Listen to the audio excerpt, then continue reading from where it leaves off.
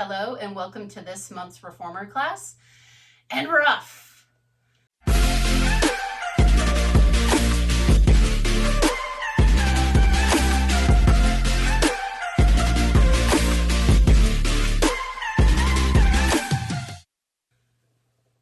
Hi, I'm Rachel Piper and I'm your teacher for this month's 50-minute reformer class.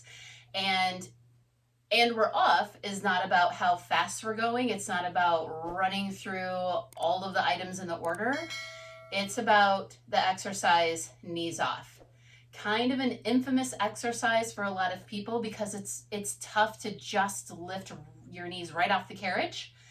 So we have some tips and tricks for you for all of these classes, but specifically at the beginning of this class, I'm going to give you two good options to play around with when you are trying to build strength for your knees off. The goal this month is to make you feel powerful and find possibilities in the work so that you can play around and decide to maybe try something different for your knees off. And if knees off is no problem for you, that's okay. I think you should still give these things a try because they are strength builders and you are going to be feeling that power. So let's start by coming to one spring and standing. First, we stretch the legs out. Then I give you two knees off options that you can use anytime we practice it throughout this class. Take one hand to the foot bar, take your inside leg to the reformer, knee is down, foot and heel is reaching back. Take your opposite leg up to the front, square the hips and the shoulders. We're going to do Eve's lunge. Like I said, first we stretch. I'm on one heavy spring and we're going to do 4 each side. So keep those hips and those shoulders nice and square for these. You can take as much time as you want to for these, but we're going to do 4. This class may have a little bit of a slower pace because when we're stepping into our power, it might mean that we need to think about something before we just go. Last one here, and then we're going to go to the other side. We're thinking intentional, possible, powerful. Bring the leg off, come to the other side. Same exact setup. Knee comes down, hand comes to the foot bar. Reach the heel back. Opposite leg comes to the front of the reformer. Put your hand wherever you need to be able to square the hips and the shoulders. Press the legs away from each other and then come back. Keeping the hips and the shoulders square. I'm going to tell you right now, just doing this stretch on one spring is a lot of work. So already we should be congratulating ourselves for showing up and being super powerful. We have one more to meet that, number 4.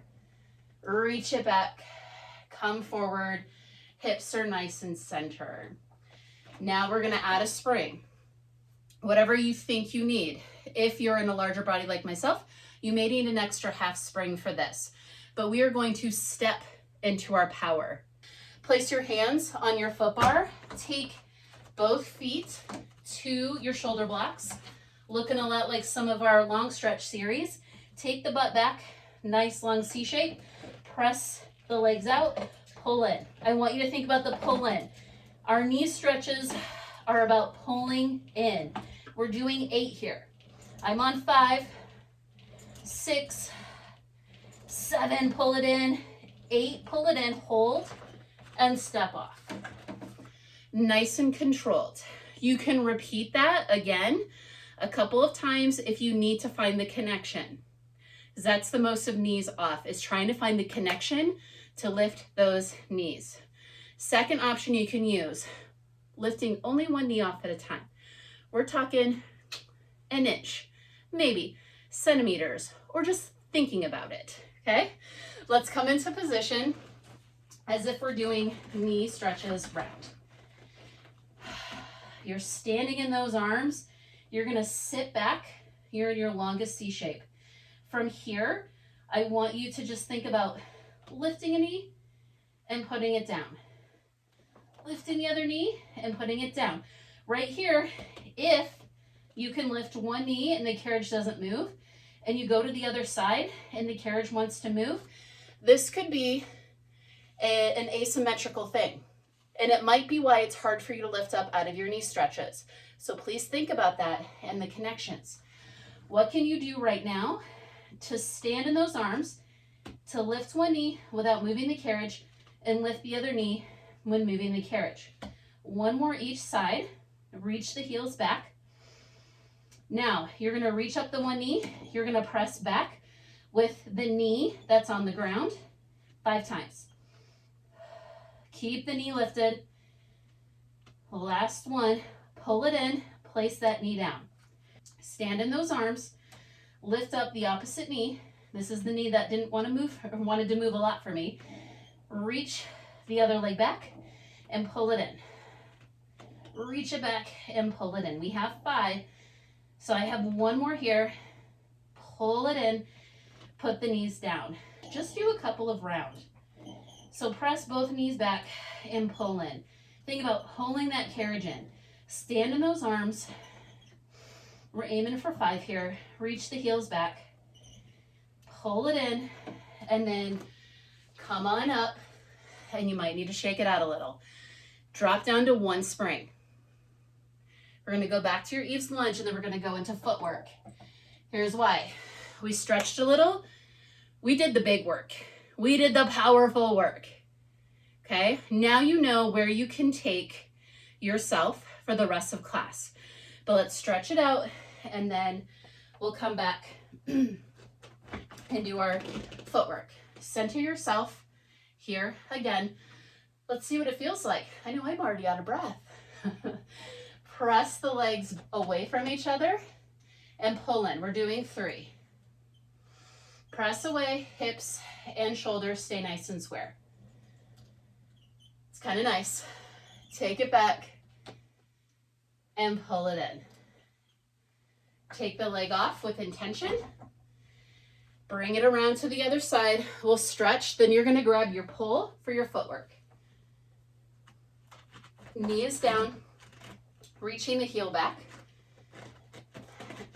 Bringing 1 foot forward. Again, 1 spring here. 2 springs can be a little bit heavy when you're trying to stretch. Take the legs away from each other. Keep the hips square. Bring yourself home. 2 more. Nice big breath. Take it. You'll need it, but it'll be good. It's good. Like I said, this is going to be intentional.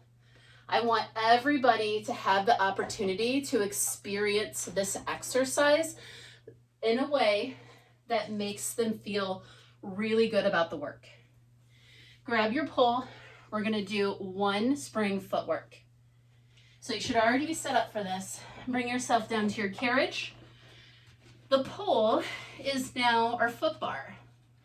We'll need this for the 100 as well, but right now, footwork.